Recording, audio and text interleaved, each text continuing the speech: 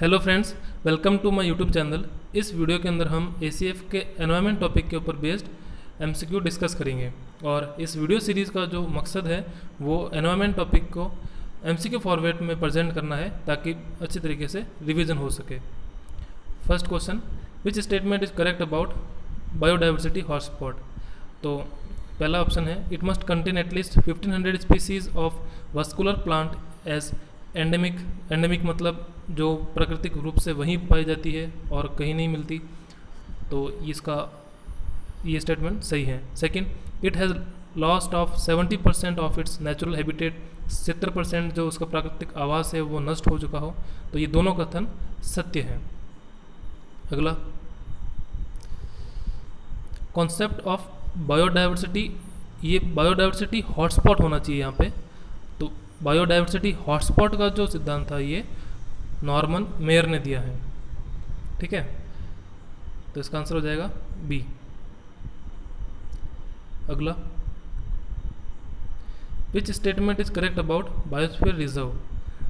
First, concept of biosphere reserve was defined by UNESCO man and biosphere program, सही है, जिसे हम MAB program भी बोलते हैं। Second, biosphere reserve serve as living laboratories, तो ये भी सही है क्योंकि बायोस्फीयर रिजर्व को एजुकेशन और रिसर्च के पर्पज़ से ज़्यादा यूज़ किया जाता है। बायोस्फीयर का जो सेंटर में जो एरिया होता है उसे कोर बोलते हैं, उसके बाहर बफर और उसके बाहर ट्रांसिशन जोन। तो इसका इस क्वेश्चन का सही आंसर हो जाएगा C. Sequence of step under environment impact assessment, किसी भी प्रोजेक्ट को स्टार्ट करने से पहले, किसी भी फैक्ट्री या कुछ लगाने से पहले जो असेसमेंट किया जाता है एनवायरनमेंट का, उसके लिए ये कुछ स्टेप फॉलो करने पड़ते हैं। तो जो पहला स्टेप होता है स्क्रीनिंग। स्क्रीनिंग के अंदर कैटेगरी किया जाता है, कैटेगराइज किया जाता है, जैसे कि कैटेगरी ए होती है, कैटेगरी बी होती है। जो बी होती है उसके अंदर स्टेट देखता है, और कैटेगरी ए वाली जो कंपनी होती है उसको सेंटर से परमिशन लेनी पड़ती है।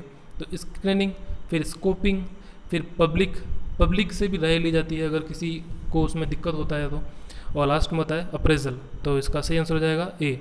हाल ही में जो 2020 का नोटिफिकेशन था उसके अंदर जो ये पब्लिक को जो समय दिया जाता है वो उसको बढ़ाकर 60 दिन कर दिया गया है। पहले ये 45 दिन था, जिससे अभी 60 दिन कर दिया है। तो इस क्वेश्चन का आंसर हो जाएगा A. Next question, the theme of COP14 of UNCCD, united nation का जो डेजर्टिफिकेशन को कंट्रोल करने का जो कन्वेंशन है, उसकी COP14 जो सम्मेलन था नोएडा में हुआ था 2019 के अंदर, उसकी थीम क्या है ये पूछा है। तो इसका आंसर हो जाएगा रिस्टोर लैंड एंड फ्यूचर। और अब जो अगला क्लाइमेट चेंज के लिए जो कन्वेंशन होगा COP26, वो होगा ग्लासगो के अंदर। Integrated wasteland development program launched in, तो ये लॉन्च हुआ था 1989 के अंदर, ऑप्शन ए। अगला question, which research station is not in Antarctica. तो मैत्री और भारती ये दोनों तो अंटार्कटिका में है, और हिमाद्री जो है ये आर्कटिक के अंदर एक रिसर्च स्टेशन है। तो इसका आंसर हो जाएगा सी। अगला question, first lichen park of India is going to be establish at which place. तो जो लीचन पार्क जो है ये बन रहा है उत्तराखंड के मंसूयारी के अंदर, ठीक है। और लीचन जो होता है ये फंगस और एल्गी का एक सिम्बायोटिक है, और ये एयर पोल्यूशन का भी इंडिकेटर है। अगला question, UN declared super year of biodiversity 2। तो 2020 को सुपर ईयर ऑफ बायोडाइवर्सिटी घोषित किया है। और जो अगला अब 2020 से 2031 का जो दशक है उसे इकोसिस्टम रिस्टोरेशन का दशक घोषित किया है UN ने। Next question, India's rank in climate change performance index 2020 is. तो भारत की जो रैंक थी वो थी 9th। अगला, प्रोटोकॉल को उस वर्ष से मैच करना है। तो मॉन्ट्रियल प्रोटोकॉल जो कि ओजोन डिप्लीटिंग सब्सटेंस के लिए आया था, ये बना था 1987 के अंदर। क्योटो प्रोटोकॉल जो ग्रीन हाउस गैसेस को कम करने से संबंधित हैं, ये बनाए 1997 के अंदर। किगाली जो HFC को मॉन्ट्रियल के अंदर शामिल करने के लिए लाया था 2016 में। और वियना कन्वेंशन जो कि ओजोन लेयर से संबंधित है, ये बनाए 1985 के अंदर। तो सही आंसर हो जाएगा option A. Next question, national tiger conservation authority established in, तो जो टाइगर कंजर्वेशन अथॉरिटी है इसकी स्थापना 2006 में हुई थी, और ये अथॉरिटी जो है वो वाइल्ड लाइफ प्रोटेक्शन एक्ट 1972 के अंतर्गत आती है। अगला question, who was awarded with Tyler prize for green economy, तो ये जो अवार्ड दिया गया है ये पवन सुखदेव को दिया है। As per India forest report 2019 which state shows maximum increase in forest, तो सबसे ज़्यादा जो वन के अंदर वृद्धि हुई है वो कर्नाटका में हुई है, तो इसका आंसर हो जाएगा सी। अगर हम देखें परसेंटेज वाइज, अगर सबसे ज़्यादा जंगल जो हैं वो मिज़ोरम में पाए जाते हैं, एरिया वाइज सबसे ज़्यादा वन जो हैं वो मध्य प्रदेश में पाए जाते हैं, वेटलैंड जो है सर्वाधिक गुजरात में है, और मैंग्रोव्स जो हैं वो सबसे ज़्यादा वेस्ट बंगाल में है। अगला question, when was project tiger launched in India, तो प्रोजेक्ट टाइगर जो है वो 7 अप्रैल 1973 में लॉन्च हुआ था। ठीक है।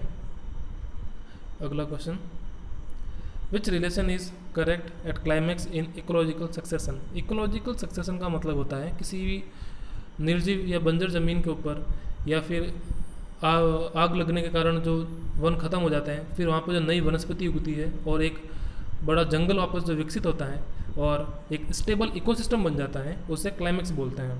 तो क्लाइमैक्स के अंदर जो रेट ऑफ फोटोसिंथेसिस है वो रेस्पिरेशन के बराबर होती है, तो इसका आंसर हो जाएगा ए।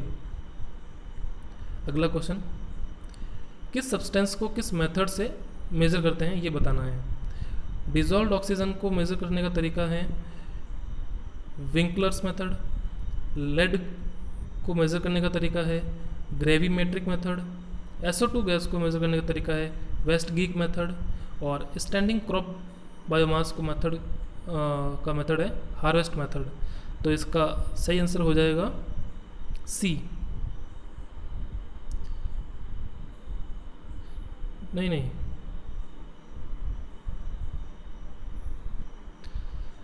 सॉरी, सी ही इसका सही आंसर है, तो इसका करेक्ट आंसर है C. Dissolved oxygen, Winkler method, lead, gravimetric method, SO2, West Gaeke method और standing crop biomass harvest method. ठीक है। ये जो डिजॉल्व्ड ऑक्सीजन, लेड, ये सब जो वाटर के अंदर कितने अमाउंट में प्रेजेंट है उसके लिए ये मेथड है। अगला, which animal is endemic in India, तो भारत में कौन से जानवर प्राकृतिक रूप से पाए जाते हैं। तो लॉयन टेल मकाऊ जो है ये पश्चिम घाट के अंदर पाया जाता है। गोल्डन लंगूर जो है ये हिमालय के फुट हिल्स में पाया जाता है। प्लस कैट ये जम्मू कश्मीर में पाई जाती है, और स्पॉटेड लिनसेंग ये पूर्वी हिमालय में पाए जाते हैं। तो इसका जो सही आंसर हो जाएगा वो डी हो जाएगा। नेक्स्ट क्वेश्चन, डिनोफ्लैजिलेट्स जिसके कारण जो वाटर बॉडीज होती हैं वो लाल दिखती हैं, जिसे हम वाटर टाइड बोलते हैं, तो ये क्या है। तो डिनोफ्लैजिलेट्स जो हैं एक प्रकार की एल्गी हैं। ठीक है।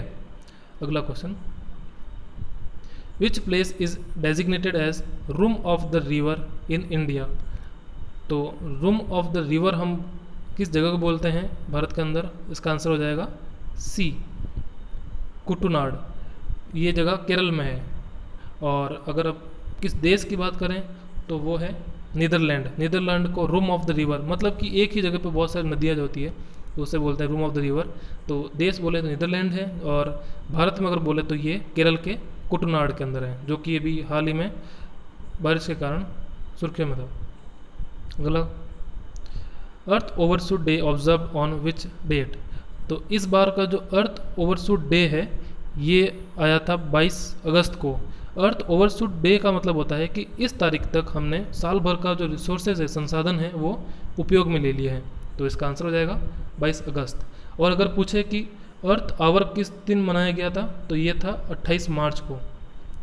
तो अर्थ ओवरशूट डे 22 अगस्त और अर्थ आवर डे 28 मार्च। ठीक है, अगला question, which statement is correct about India tiger report. तो इस वर्ष जो टाइगर रिपोर्ट आई थी उसके अनुसार कौन सा कथन सत्य है, ये बताना है। The number of tiger in India is 2967 with 33% increase as compare to 2014, तो ये सही है। Highest density is at Kaziranga, ये भी सही है। Maximum tiger present in Pench tiger reserve, ये भी सही है। और भारत के अंदर 70% बाघ पाए जाते हैं विश्व के, ये भी सत्य है। सबसे ज़्यादा डेंसिटी काजीरंगा में है और संख्या वाइज सबसे ज़्यादा पेंच जो कि मध्य प्रदेश में है वहाँ पर है। तो इसके सारे कथन सत्य हैं। Thank you friends.